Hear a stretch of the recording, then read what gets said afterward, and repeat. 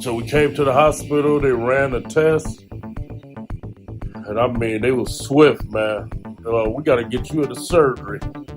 Your main artery or something clogged up. The left artery that supplies blood to your left side of the heart has been clogged 100%. It was 100%? Yes. This is gonna be a transparent video that everybody been waiting 14 years for. 1994 to 2001, I got out. I got into becoming a personal trainer and a stripper. Did well with that, but I became a recidivist. Went back to prison 4 times. That's when my curiosity of steroids, steroids, whatever you want to call them, came into play. You know, coming from prison, I talked down on bodybuilders and people that use roids and all that, like everybody else is probably watching. You know, I was one of those guys. That's why I understand you guys. Oh, them buff dudes on roids, you know what I mean? I got videos. You go back to my first videos. I'm at Diego's gym, talking crap, lifting a 100-pound dumbbell behind my head, tricep extension. Them bodybuilders on roids can't do this. Muscle does big weight, man. Nice top bodybuilder, man. I seen a video of Jay Cutler, Ronnie Coleman, Flex Wheeler. They had all these cars and houses, man. And I'm like, is money like that in bodybuilding? Shoot, maybe I should sign up. I know I was too old for football or professional sports. So I was like, let me try that then. Doing research on roids and all that. Found a few people that can hook me up. So I started testing the waters. I had bought all the books. I had Googled every day. I used to Google 8 hours a day. I was about 36 years old. At that point, I knew it wasn't a lot of money in bodybuilding. So I was like, nah, it ain't worth it. Let me just focus on my YouTube and social media. At that point, I was like, I don't need to be on all this stuff. If you go ahead and start taking testosterone right now, your body's natural production is going to shut down because you're receiving it synthetically. You receive synthetic testosterone, your body's like, hey, I don't need to fucking produce test anymore. That's where the testicular atrophy comes from, shrinking of the testicles, because they're no longer necessary, because you're injecting synthetic test into your body, and they shut down. Now you have a lot of testosterone in the body, and you're getting bigger, you're getting faster. It's like you're going through puberty again, but synthetically. You're fucking jacked, you're tan, your dick's always hard, the fucking wind blows, you're like, hey, what's up, dude? Great. I loved it. There's no feeling out there like taking 1,500 mgs of test, 600 mgs of fucking tren, 100 mgs of Anadrol a day, 10 IUs of growth a day, fucking stiff dick in it. It's wild. It is what, I mean, I love it. It's a Superman drug. I'm into them. That's where my personality meets. I feel alive. Alive. What happens when you stop taking testosterone? Your testicles just don't magically say, hey, I'm going to turn back on. Then, now we have a fucking problem. Now, you don't produce testosterone. Your dick doesn't work the same. And then on top of that, you're going to go into a slight depression because now your hormones are a mess. I recently quit taking high amounts of steroids. I'm on TRT. I go to the doctors. I had really good people in my life, like Dr. Prisk, when I tore my tricep, telling me to cut the fucking shit.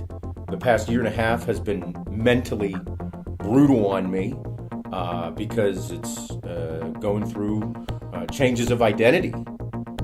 Because for almost 20 years, been geared out, fucking sauced and stiff dick in the fucking day. And I think some people get stuck in that mentality because this is all they have. And that's tough. Now on the other side, my mentality for life has changed because I can't do that because it will fucking kill me. It will. We all have to move on in life at some point because if we just continue to get stuck in our ways of this lifestyle, it will fucking kill you. It's not a joke. I eat 50% vegan. I eat 1 red meat meal a week because I don't want to be in the news for that. You ain't coming back. You guys ain't coming back. So I got on a TRT, which for me was like 1 cc of testosterone every 10 days.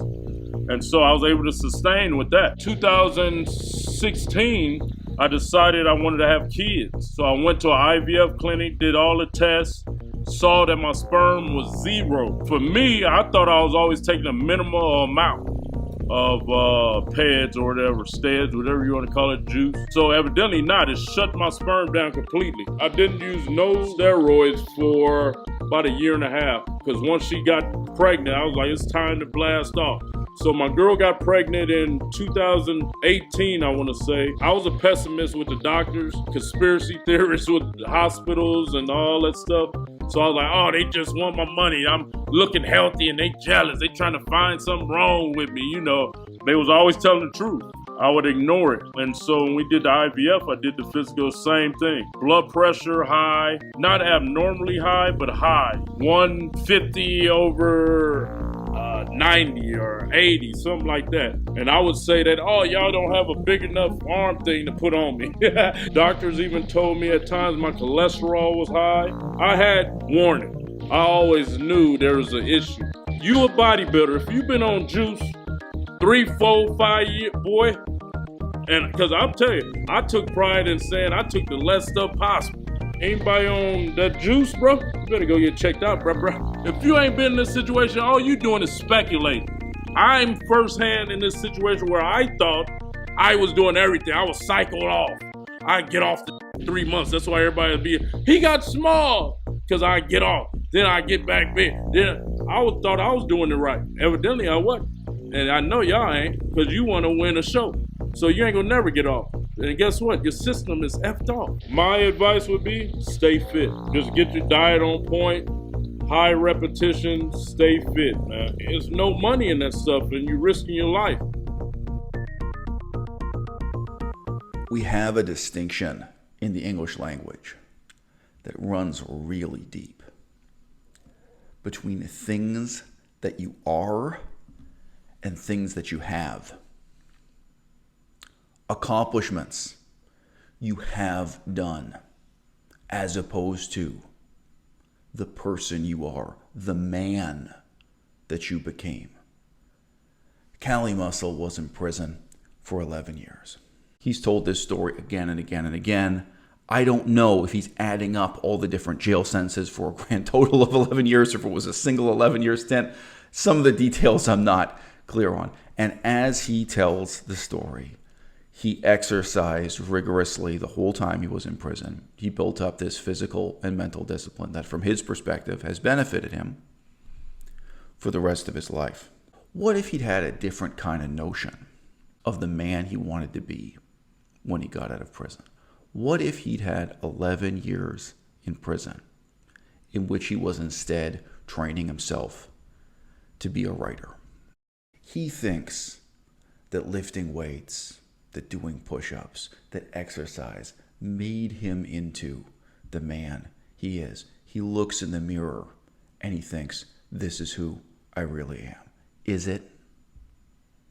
Or is it a kind of illusion created by drug addiction? That could be the whole video. You know, this is the most transparent video I did on this topic or issue. I'm an old man now, so I don't give a damn. If you really work hard to write a book, if you really work hard to become an author, an intellectual, a researcher, is that book just something you have? Is it just something you own, you possess, like an expensive car? Is it just a status symbol that you put on your shelf, this book that happens to have your name on it as an author? Or is it the case that when you look in the mirror, researching that book, writing that book, and developing yourself intellectually in all the ways that are reflected in the pages of that book, that really did change the person you are in a way that's much more meaningful than doing an extra 200 push-ups or lifting an extra 200 pounds. Bro, come on, for what? Women don't even like motherfuckers all swole up like that. At least not the super bad ones. Not the IG models. They like you just fit, trim, with a whole lot of money and jewelry. And nice clothes. And nice car. Nice party. take him to late night.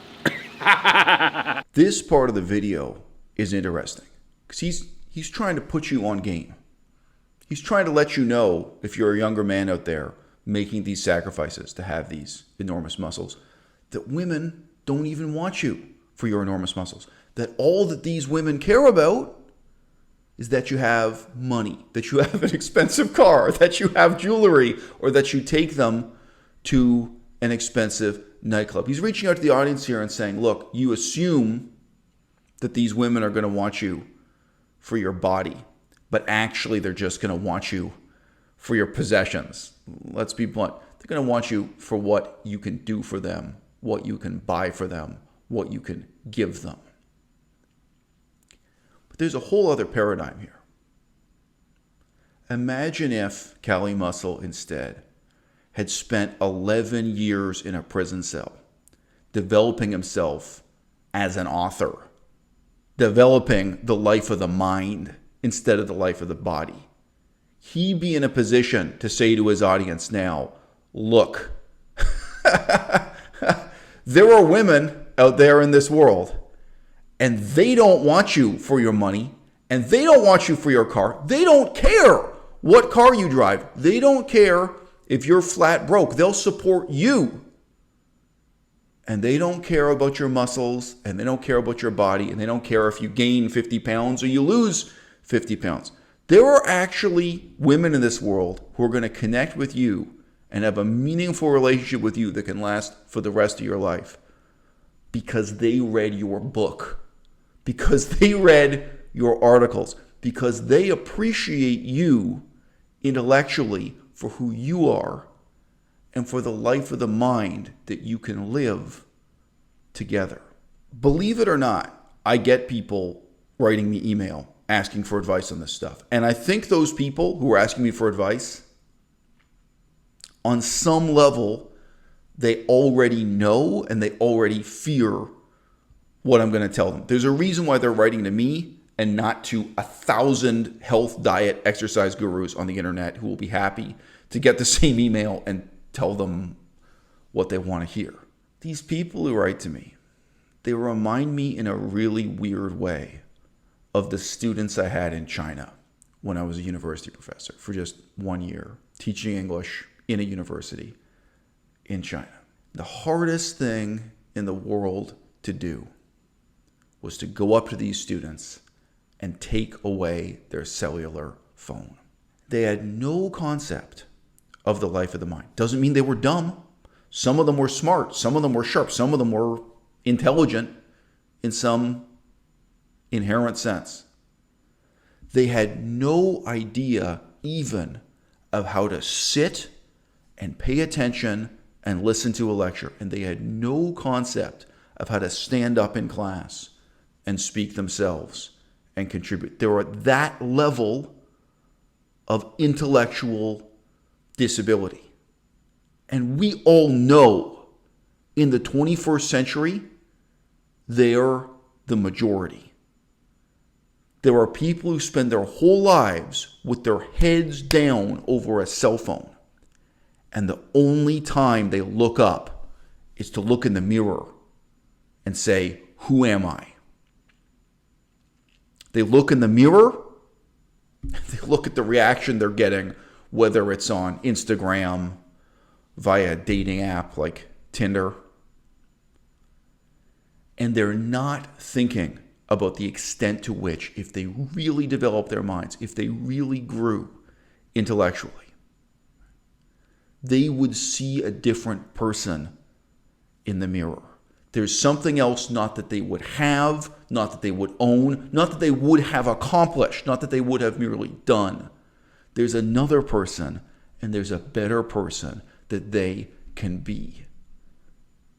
And that is a person that Cali Muscle has never even taken 5 minutes to imagine.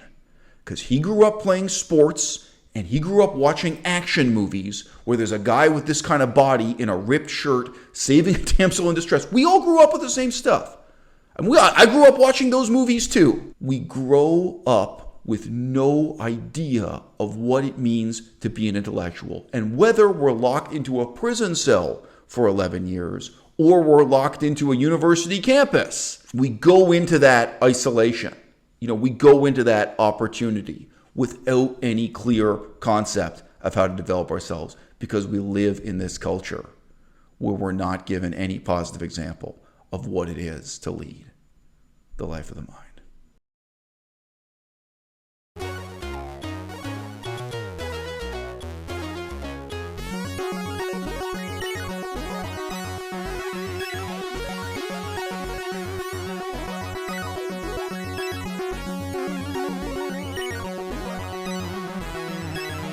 Maybe we can practice doing puppetry together. Yes, that's all I needed.